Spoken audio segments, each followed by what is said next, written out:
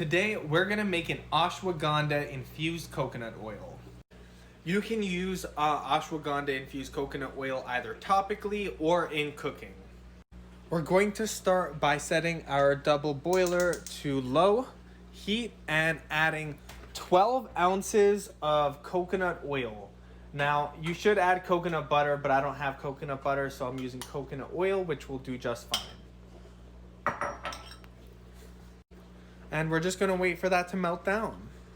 In the meantime, we're going to weigh out 1 ounce of ashwagandha root powder.